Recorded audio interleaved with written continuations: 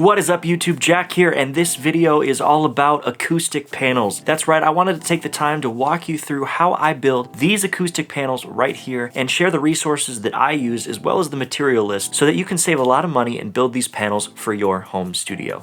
Now before I get into that, please do, if you could, leave a like on this video and hit subscribe with the bell notifications on to stay up to date on all of my future uploads. Now this video is not going to be a complete construction guide for two reasons. One, when I was making these, I had a very limited amount of time and I barely had time to make them, let alone set up cameras and deal with lighting and all of that stuff. And number two is there's already a bunch of awesome tutorials available on YouTube, including the one that I watched to build these panels myself. So I'm going to link that video in the card right here as well as in the description, and you can actually watch that video. And what I recommend doing is copying the entire process for building the frames themselves. So the kind of wood that he uses as well as how he builds and assembles the frames. I copied all of that. Now besides the wood and the frame design, I did use different materials. So I'm going to list all of that now. For the insulation, I used 2-inch thick Roxul AFB acoustic fire bat insulation. Now this stuff is a bit denser and more rigid than the really commonly available Roxul Safe and Sound that a lot of people use, and I felt that because of the increased density, the Roxul AFB would work a little bit better at absorbing the upper mid frequencies. Now I bought the Roxul AFB rock wool from atsacoustics.com. I got a total of 18 sheets. Now so far I've built 10 panels. That's 1 sheet per panel, so keep that in mind, but I do have plans to make some more and fill out the corners and the ceiling and all of that. Now I got a good deal on shipping because ATS Acoustics is located within an hour of where I live, but you might want to price match and shop around a little bit if you're not from the Chicagoland area, as you might find a place that's closer to your location that has it in stock. Now for the backing fabric, I recommend using weed barrier garden fabric.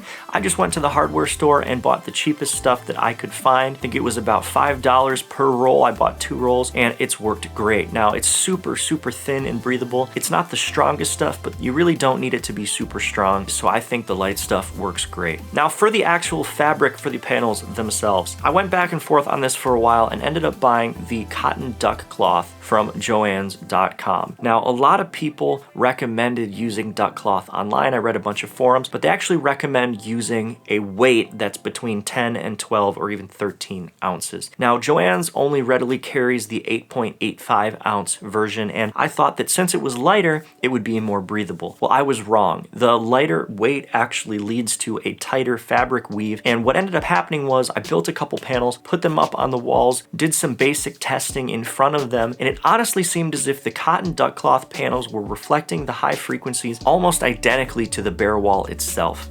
So if you're going to go with the cotton duck cloth, definitely make sure you pay attention and get the right weight, as it will make a big difference. And I ended up having to return everything that I didn't use. Thankfully, the store took it back. But after all that, I decided that I was just gonna do it right and go all out. And I ended up buying the industry standard fireproof acoustic fabric that's used all over the world in awesome studios. And that is the Guilford of Maine FR701 acoustic fabric. I got the Baltic color. And let me tell you, I know it was $18 a yard, but the stuff is amazing. It looks super professional, super clean. I've already got a bunch of compliments on it, and it works way better than the cotton duck cloth. It sounds as if it's just as transparent as that really thin weed barrier fabric on the back. So I'm super happy with that. And if I had to do it all over again, I would still stick with the Guilford of Maine stuff, even though it is more on the expensive side. But hey, like anything, what we're doing is we're investing into our studio, we're investing into our craft, into our future career and our future income. So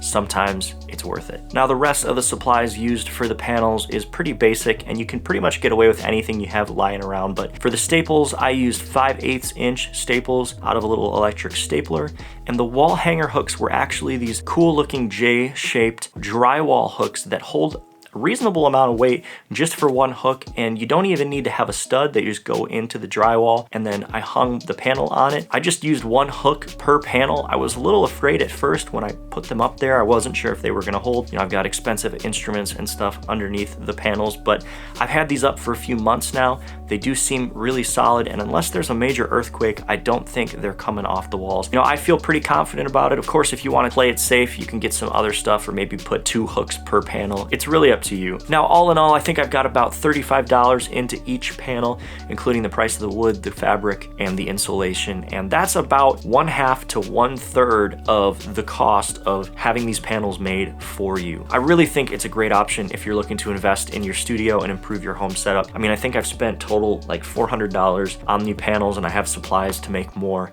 Now, that might seem like a lot of money, but you know, if you're thinking about going out and buying another microphone, buying a piece of outboard gear, buying a synthesizer, or anything like that, you're gonna probably spend more than $400 as it is. So I know it's just boring construction supplies, but it really is a big investment, and it feels like I've bought a nice piece of gear when I hung these up on the wall and I came into the studio. So definitely recommend it. And if you're thinking about making some of your own, let me know in the comments below, and let me know if you have any questions. I'd be happy to brainstorm ideas or bounce off feedback on what you're working on. So as always, thank you so much for watching. I do hope you enjoyed this video. If you want to keep YouTube aware that this is great content and have YouTube's algorithm be generous to my videos, please do leave a like on the video and subscribe with the bell notifications on to stay up to date on all of my future uploads. And as always, have a great rest of your day. Stay safe and stay healthy, and I will see you in the next upload. Peace.